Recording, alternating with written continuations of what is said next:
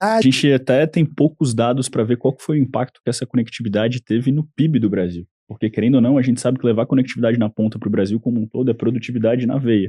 A gente está falando de um país que é altamente conectado. Em quais outras áreas do mercado a gente tem números melhores que Estados Unidos, que Coreia do Sul, que Europa? Quando a gente fala de conectividade de fibra ótica, a gente tá realmente nessa posição no Brasil. Em 5G também. A gente tem uma rede 5G hoje que é referência no mundo. A gente tem a maior rede 5G, estado da arte, que tem vários. O 5G tem várias tecnologias, tem várias versões, né? A nossa versão é a mais moderna, chama 5G Standalone. A gente tem a maior rede 5G Standalone do mundo, à exceção da China. E Bagorri, já aproveitando esse gancho também, a gente tem um cenário de altíssima competitividade quando a gente fala de banda larga, de rede fixa, essa fibra ótica que chega até a nossa casa, até a nossa empresa, mas quando a gente olha para a telefonia móvel, né, o SIM card que a gente coloca lá no nosso celular, aí o mercado já é muito mais concentrado. A gente está falando de 97% dos acessos na mão aí de mais ou menos 3 empresas, essas grandes que a gente já comentou, Vivo, Claro, TIM. Como que está a perspectiva da Anatel, porque agora com a chegada do 5G já tem mais espaço para os regionais, né, os operadores regionais que ganharam leilão, Unifique, Brisanet, Amazônia 5G e por aí vai.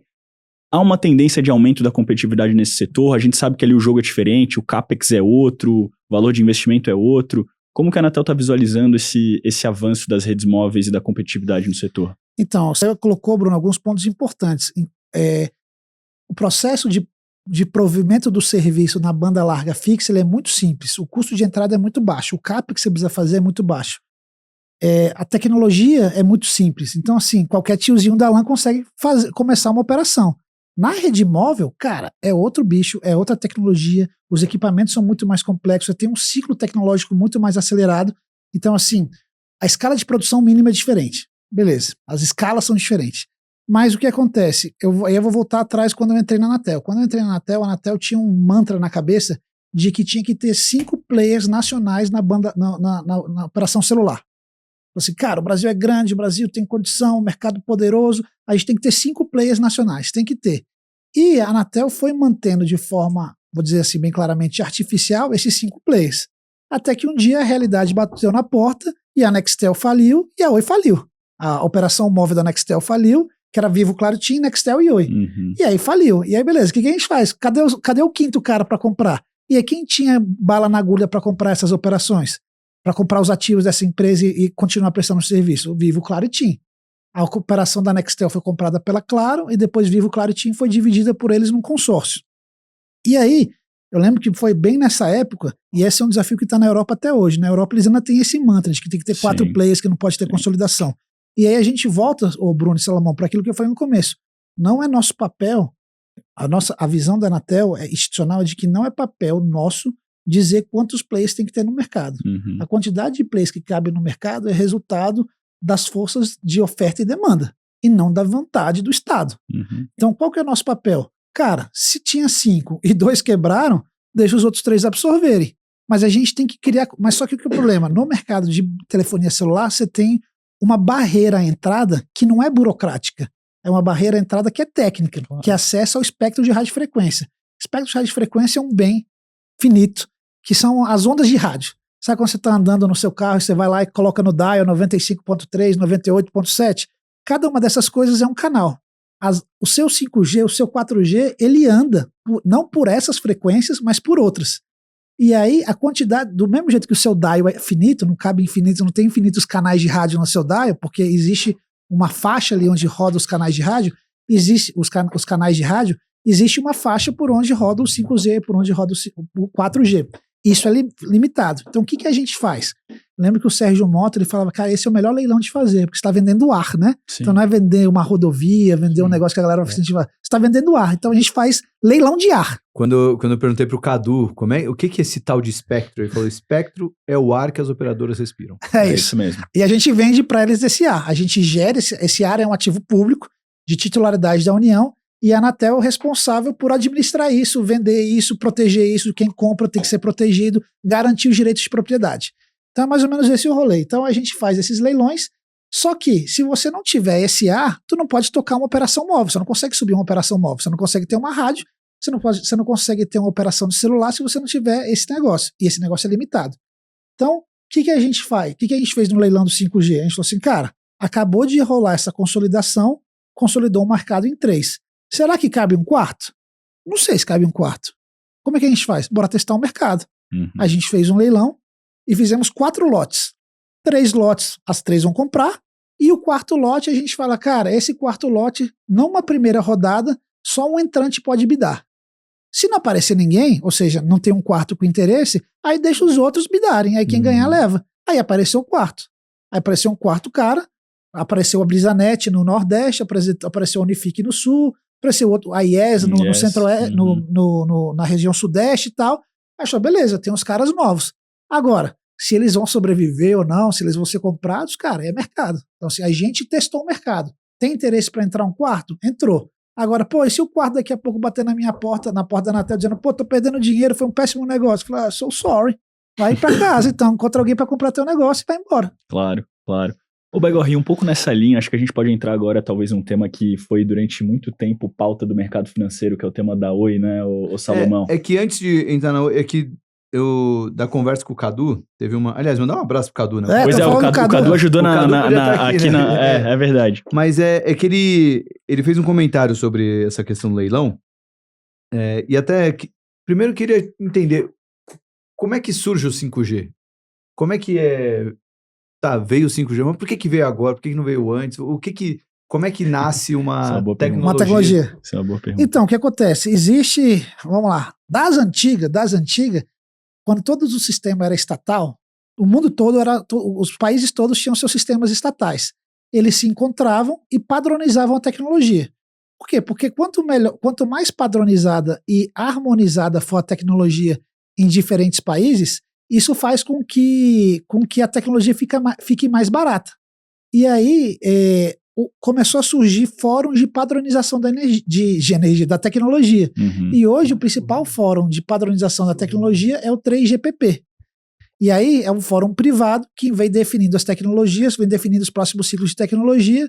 Então, voltando, existe fóruns para padronização da tecnologia, junto um bando de engenheiro das empresas de tecnologia, Ericsson, Huawei, Nokia, tudo mais, Samsung, eles se juntam e falam, cara, vamos inventar a nova versão, vamos definir o que vai ser o 4G. E eles padronizam o que vai ser o 4G.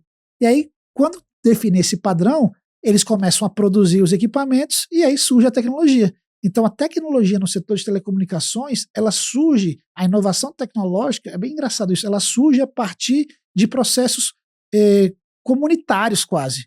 De todos os caras se juntam e desenvolvem a tecnologia. Não rola uma empresa desenvolvendo a tecnologia, não foi a empresa X que desenvolveu o 5G. Foi um grupo de empresas do mundo todo organizadas num fórum chamado 3GPP que desenvolvem a tecnologia. Eles padronizam e aí todos os fabricantes do mundo vão produzir os equipamentos seguindo o mesmo padrão. Por que faz isso? É por conta disso que o teu celular que você compra na China, compra nos Estados Unidos, funciona aqui, o rádio que vem de lá é o mesmo que funciona aqui, e isso é bom porque reduz os custos, porque você tem todo, digamos assim, todo o P&D, todo o Research and Development, ele é dividido por toda a comunidade. Uhum. Antigamente, tu lembra quando tinha o CDMA e o SMP, GSM. o GSM, como é que tinha o CDMA? Tinha várias versões de tecnologia. CDMA. Aqui em São Paulo, a Vivo tinha o CDMA e tinha o GSM. Então, assim, isso desde sei lá, de uns 15 anos para cá já padronizou. Então não tem o 5G de uma tecnologia ou o 5G do outro, é tudo 5G. Então essa padronização é feita e aí não é ninguém que inventa o 5G, ele é padronizado globalmente. Eu digo que o 3GPP é como se fosse a FIFA do mundo de telecom, porque eles vão lá, criam as regras, padronizam, impedimento é assim, o VAR é assim, funciona dessa forma e depois todo mundo tem que seguir as regras, né? Mas nesse caso, o 3GPP cria regras novas e boas, né? Porque não necessariamente todas as novas regras da FIFA, aliás, grande parte delas. É verdade. Um abraço para quem criou o VAR. Um abraço para a FIFA. Ou não. Não, foi uma ajuda, mas enfim. Mas então, assim, em breve, quando tiver o 6G... Já estão discutindo a padronização do 6G. Né? O 6G, no dia que lançou o 5G, já começou a padronização do 6G.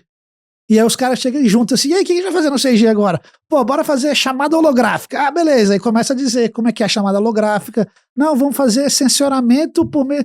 Aí começa as viagens. Aí os caras começam a inventar, pensar em casos de uso e tal, e desenvolve a tecnologia. Mas é um processo colaborativo, digamos assim. Eu vou aproveitar e fazer uma pergunta então sobre o espectro, porque é uma pergunta que a gente até recebeu aqui de outras pessoas que fazem parte não só do M3 Club, mas lá do Last Mile, falando de frequência mid-band para regionais, os próximos leilões, porque a gente sabe que a gente tem 700 MHz, que acabou de ser um sucesso, né?